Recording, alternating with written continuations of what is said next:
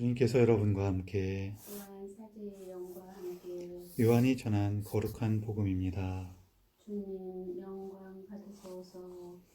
그때 예수님께서 유다인들에게 내 아버지께서 여태 일하고 계시니 나도 일하는 것이다 하고 말씀하셨다. 이 때문에 유다인들은 더욱 예수님을 죽이려고 하였다. 그분께서 안식일을 어기실 뿐만 아니라 하느님을 당신 아버지라고 하시면서 당신 자신을 하느님과 대등하게 만드셨기 때문이다. 예수님께서 그들에게 말씀하셨다. 내가 진실로 진실로 너희에게 말한다. 아버지께서 하시는 것을 보지 않고서 아들이 스스로 할 수 있는 것은 하나도 없다. 그분께서 하시는 것은 아들도 그대로 할 따름이다. 아버지께서는 아들을 사랑하시어 당신께서 하시는 모든 것을 아들에게 보여주신다. 그리고 앞으로 그보다 더 큰 일들을 아들에게 보여주시어 너희를 놀라게 하실 것이다. 아버지께서 죽은 이들을 일으켜 다시 살리시는 것처럼 아들도 자기가 원하는 이들을 다시 살린다. 아버지께서는 아무도 심판하지 않으시고 심판하는 일을 모두 아들에게 넘기셨다. 모든 사람이 아버지를 공경하듯 아들도 공경하게 하시려는 것이다. 아들을 공경하지 않는 자는 아들을 보내신 아버지도 공경하지 않는다. 내가 진실로 진실로 너에게 말한다. 내 말을 듣고 나를 보내신 분을 믿는 이는 영생을 얻고 심판을 받지 않는다. 그는 이미 죽음에서 생명으로 건너갔다. 내가 진실로 진실로 너에게 말한다. 죽은 이들이 하느님 아들의 목소리를 듣고 또 그렇게 들은 이들이 살아날 때가 온다. 지금이 바로 그때다. 아버지께서 당신 안에 생명을 가지시고 계신 것처럼 아들도 그 안에 생명을 가지게 해주셨기 때문이다. 아버지께서는 또 그가 사람의 아들이므로 심판을 하는 권한도 주셨다. 이 말에 놀라지 마라. 무덤 속에 있는 모든 사람이 그의 목소리를 듣는 때가 온다. 그들이 무덤에서 나와 선을 행한 이는 부활하여 생명을 얻고 악을 저지른 자들은 부활하여 심판을 받을 것이다. 나는 아무것도 심판할 수 없다. 나는 듣는 대로 심판할 따름이다. 그래서 내 심판은 올바르다. 내 뜻이 아니라 나를 보내신 분의 뜻을 추구하기 때문이다. 주님의 말씀입니다. 그리스도님 찬미합니다. 참 예수님, 예수님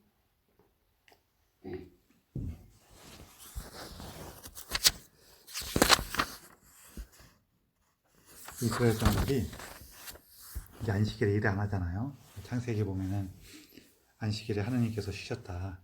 그러니까 정확히는 하느님께 쉬신 날을 이제 안식일로 하기로 했죠. 6일 동안 세상을 창조하시고 하루 쉬셨기 때문에 그 쉬는 날을 이제 안식일로 하기로 했는데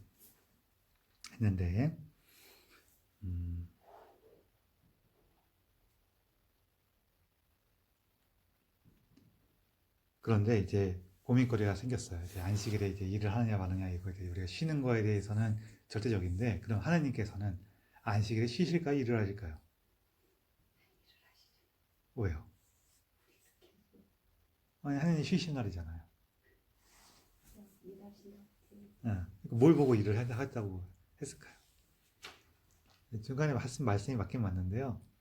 안식일에 다른 건 다 우리가 다 어떻게든지 뭐 이렇게 막을 수 있고 그러지만 아이가 태어나죠.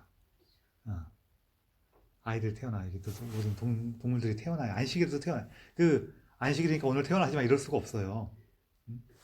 그거를 보면서 그 하느님께서 돌보지 않으시는데 어떻게 이런 새로운 생명이 나올 수 있느냐. 그래서 하느님께서는 안식일에 일을 하신다 그거예요. 예수님 그래서 말씀하시는 거예요. 아버지께서 안식일에 일하시는 것처럼 나도 일한다.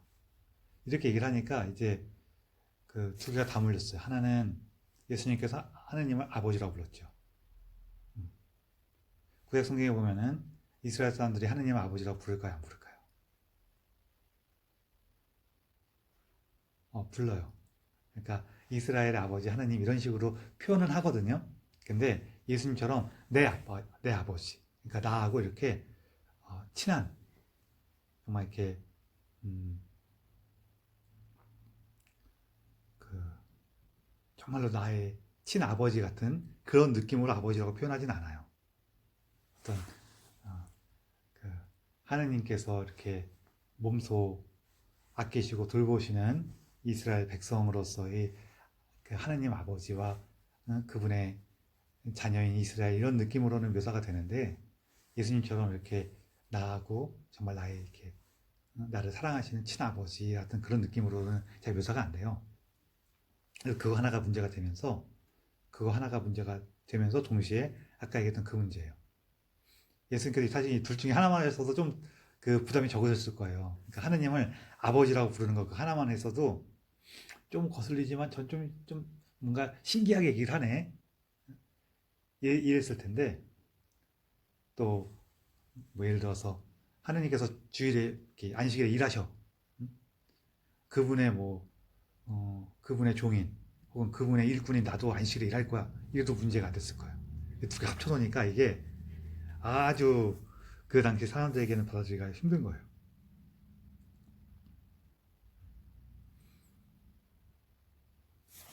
그래서 이 유대인들이 예수님 죽이려고 그래요. 이게 이제 그 실제로 그 예수님께서 죽임을 당하시는 원인이죠. 당신 자신을 하느님이라고 했기 때문에. 그러니까 성경에서는 이렇게 표현 방식이 여러 가지로 나오긴 하지만 당신 자신을 아버지와 같다고 얘기를 해요.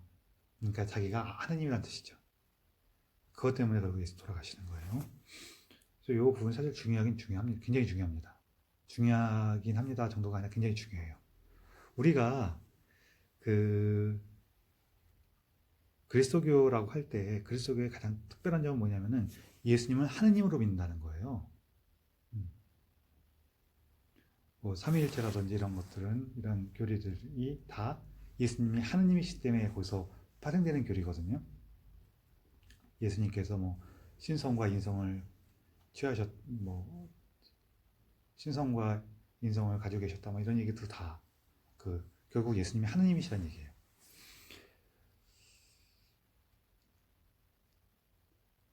그래서 이 부분이 우리 중요한 부분이고 이 부분은 제가 예수님께서 하느님이시다라는 말은 굉장히 여러 가지 의미를 갖고 있긴 있어요. 굉장히 다양한 의미를 갖고 있는데 제가 중간중간에 거기에 관계된 얘기는 종종 해요.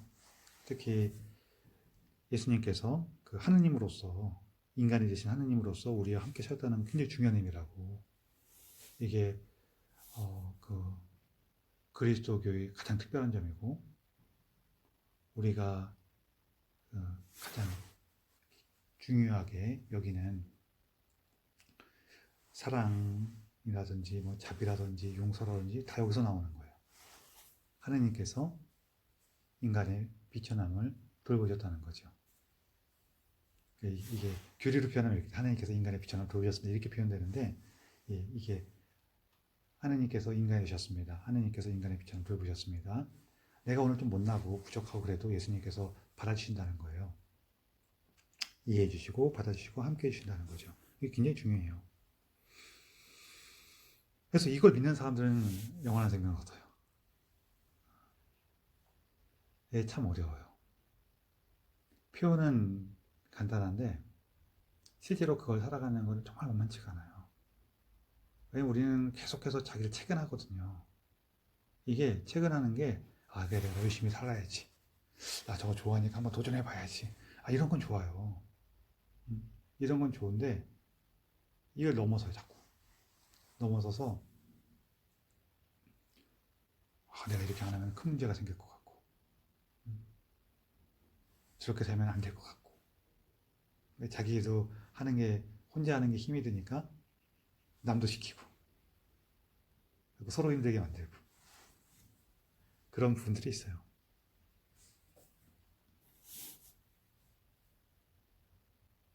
그래서 그것 때문에 자기도 자유롭지가 못하고 남도 사랑하지가 않게 돼요.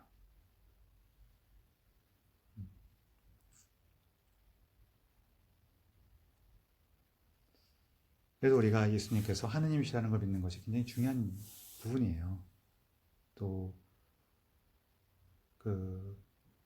이제 좀 우리 입장에서 표현하면은 나의 부족함과 약함을 돌보시고 함께해 주신 하느님을 우리가 얼마나 계속해서 만나는가, 얼마나 깊이 만나는가.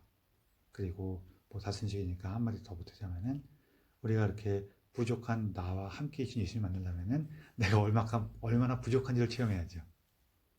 우리가 자기를 돌아보고 성찰하고 회개의 삶을 살아야 된다라고 얘기하는 이유가 그것 때문에 그래요. 그냥 내가 얼마나 부족한가. 그러니까 이게 또 조금 딴 얘기를 조금 더 붙이자면은 이 회개하려니까 우리가 막 그 자기 부족함을 돌아보는 걸 쾌감을 느껴요. 무슨 뜻이냐면은 내가 이렇게도 못하고 이렇게 부족한 사람입니다. 막 하면서 야 이런 것까지 내가 부족함을 발견하는 난 참 훌륭한 사람인 것 같아. 난 참 믿음이 깊은 사람인 것 같아. 막 그래요. 무의식적으로.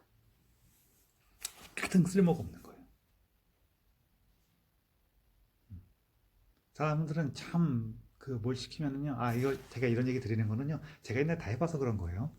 해봐서 말씀드리는 건데 참 사람들은 별 정말 쓰잘데기 없는 거 가지고 다 그게 자기를 내세우고 돋보이려고 애를 써요.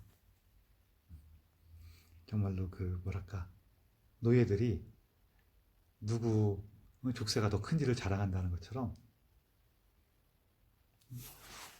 그게 뭐 세상에서뿐만 아니라 이런 어떤 영적이나 정서적인 데서도 자기 그 어떤 별 이상한 걸 자랑을 해요. 어쨌거나 그래요. 그래서 우리의 목적은 자기의 죄를 자랑하는 게 아니라요. 내 죄가 얼만큼 큰가를 찾아내갖고 내가 얼만큼 이렇게 못난 사람인가를 막 발견하는 게 목적이 아니라 그걸 통해서 예수님께 사랑이 얼마나 특별한가, 그게 얼마나 기쁜 일이고 고마운 일인가를 만나는 게 우리 삶의 목적이에요. 그렇게 하면 생명을 얻어요. 생명을 얻으면서 이제 예수님께서 이제 심판에 대한 얘기 좀 하시고 생명과 죽음에 대한 얘기를 하시는데 이거는 뭐 제가 이것도 종종 드리는 말씀이니까 간략하게 말씀드리면은 예수님의 심판은 우리가 뭐 마치 감시한 사람이 따라붙어갖고 막 이렇게 보고 있다가 너 잘못했으면 이렇게 적어놨다가 나중에 벌 받아 이런 형식이 아닐 가능성이 더 크죠. 아닐 거예요 아마. 저는 아닌 걸로 느꼈어요. 예수님 심판은 마치 잔치상을 차려놓고 와서 먹으라고 초대하는 거예요. 그래서 그 말을 듣고 온 사람들은 먹고 그 말을 듣고 안 오거나 이제 못 오는 사람들은 못 먹는 거죠. 그래서 그 사람들은 와서 못 먹으니까 거기서 굶주리게 될 거예요. 그래서 배고프죠. 그게 그러면 그게 심판인 거예요. 예수님 우리에게 끊임없이 생명을 주시지 벌을 주시는 분이 아니에요. 아니에요.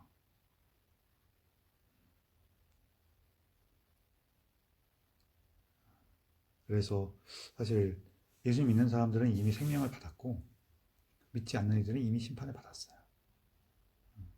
이것이 그 영원한 심판일 수도 있고 우리 살아가는 과정에서 벌어진 작은 심판들일 수도 있어요. 내가 다른 사람 갈등이 있을 때 예수의 말씀을 귀를 기울이고 그 말씀 따라갈 수 있으면은 뭐 때로는 용서할 수도 있고 때로는 지혜 안에서 서로 그러니까 뭐 조정할 수도 있고 또 용감하게 맞설 수도 있고 뭐 여러 가지 모습으로 하나님 말씀 따라가는 것이 드러날 텐데 그걸 말씀을 따라가지 못하면은 이제 여러 가지 모습으로 안 좋은 게 나타나죠.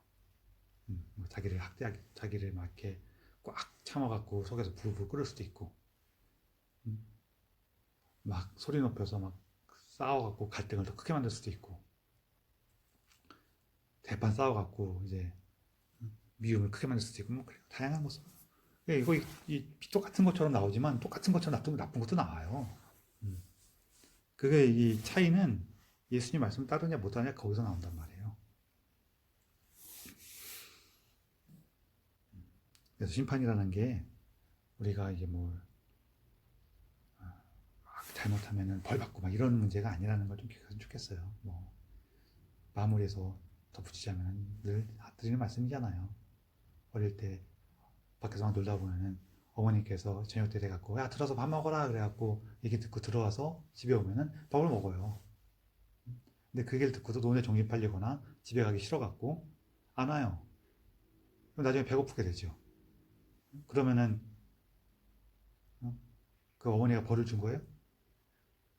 네가 내 말을 안 들었으니 배고파져라! 그랬고 배고파지는 거냐는 거예요.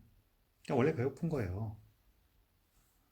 그러니까 지가 안 해서 배고픈 거죠. 심판은 그렇게 주어져요. 그냥 너무 당연한 거예요. 그래서 어떤 면에서는 우리가 그런 걸 기억할 필요가 있어요. 우리가 심판받게 된다는 거, 혹은 내가 뭔가 문제를 일으킨다는 거, 내가 뭔가 욕심을 부리거나 미움을 갖거나 한다는 거 있잖아요. 이런 것들이 그게 나한테 당연한 몫이에요. 심판받게 된다는 게 나에게 당연한 몫이에요. 근데 가끔 내가 안 그러잖아요. 우리는 이 생각을 잘해야 돼요. 내가 잘 살고 있는데 가끔 나쁜 짓을 하는 게 아니에요. 우리가 늘 나쁜데 가끔 좋은 걸 하는 거예요. 그거를 감사하시라는 거예요. 그걸 감사하면은 뭐가 좋은 게 생기냐면요. 내가 뭐 어리석고 멍청하다. 어리석고 욕심 부리고 미워하고 그럴 때 여기서 벗어나고 싶다라는 그 희망을 찾게 되지. 내가 이러고 있다니 난 나쁜 사람인가 막 이런 그 어리석은 생각 안 할 수 있을 거예요. 나 이렇게 살면 안 되는데 그게 뭐랄까 이걸 딱 선을 긋지 않으면 되게 이상해지는데요. 우리가 내가 이래서는 안 되는데 하는 것이 나를 건강하게 거기서 벗어나게 한다면 괜찮아요. 근데 보통은 그게 너무 강해지면은 건강하게 거기서 벗어나길 못해요. 그리고 보통은 그런 맘 먹어도 잘 못 벗어나요. 잠깐 동안 벗어나는데 다시 빠져요. 그럼 어떻게 할 거야? 더 노력을 해갖고 벗어나야 돼. 그러고 있으면은요.